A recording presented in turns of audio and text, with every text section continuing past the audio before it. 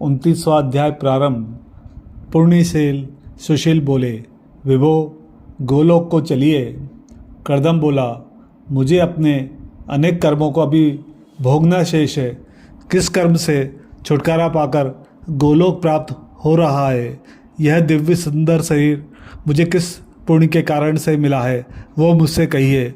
हरिदूत बोले, हे प्रभु, क्या तुमको नहीं मालूम कि तुमने पुरुषोत्तम मास का तप कर चुके हो? मुख में रोग होने के कारण फलादि ना खाकर तुम फेंक देते थे, स्वयं निराहार रहते थे। उन गिरे फलों को अन्य प्राणी खाकर तृप्त होते थे। दुख के कारण तुम जल भी नहीं पी पाते थे।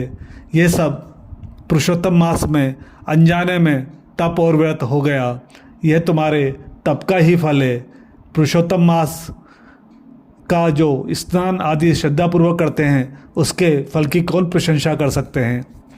उन दूतों से अपने पुण्यों की प्रशंसा सुनकर वो प्रसन्न हुआ तथा उसने उस स्थान के देवता तथा कालंजर पर्वत एवं पेड़ों को प्रणाम किया। विमान की परिक्रमा करके वो विमान पर बैठ गया। देवता फूलों की वर्षा, किन्नर गंधर्व स्तुति वाद आदि बजा रहे थे। वह विमान में बैठकर गोलोक में चला गया। श्री नारायण बोले, देवता इस मास के इस चमत्कार को देखकर प्रशंसा करते अपने लोक को चले गए। नारद जी बोले, आपने दिन के प्रथम भाग के कर्म बताए हैं, अब आगे के कर्म बताइए। नारायण बोले, प्रातः कर्म के बाद मध्याह्न संध्या करें, तिल से तर्पण करें, पंच यज्ञ करें, भूत बलि कौवे कुत्ता आदि को दें। द्वार पर आकर गोदोहन काल तक अतिथि को देखें, मिलने पर अन्न जल से उसका सत्कार करें।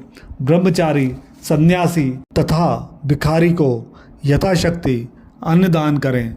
फिर उसके बाद स्वयं प्रसन्नचित हो भगवत प्रसाद भोजन करें। जो कांसे के पात्र में रखकर खाता है, उसकी आयु बुद्धि यश तथा बल बढ़ते हैं। भोजन से पूर्व 5 ग्रास गो कुत्ता कौवा अभ्यागत पिपीलिका आदि को देवें। पहले मीठा नमकीन एवं खट्टा, बीच में कड़वा गर्म, अंत में भोजन करें। ब्राह्मण शास्त्रविद भक्ष्य भोज्यादि न खाए। भोजन के बाद जल दान कर पितृगणों को तृप्त करें। कुल्ला करके हाथ शुद्ध करें।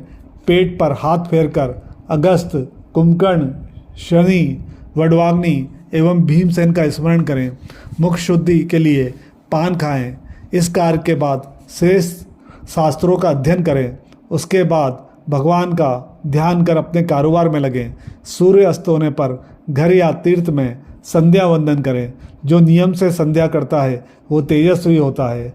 संध्या के बाद तारे निकलने तक गायत्री मंत्र का पाठ कर सूर्य तथा दिशाओं के देवताओं को नमस्कार करें।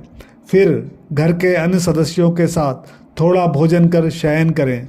सुखपूर्वक शयन के लिए अगस्त माधव महाबली मुचकुंद कपिल मुनि तथा आस्तिक मुनि का नाम स्मरण करें। सिरहाने जल का कलश रखें। ऋतुकाल के समय स्त्री सहवास करें। रात्रि में दोपहर सोवें। बाद में उठकर वेद्या अध्ययन करें। इस प्रकार दैनिक कर्तव्य करें। श्री नारायण जी बोले, यह गृहस्थ आश्रम के सुंदर कर्तव्य कर्म वेद के समान है। संसार की भलाई के लिए ही मैंने यह वचन कहे हैं। 29वां अध्याय समाप्त। जय मां ताप्ती।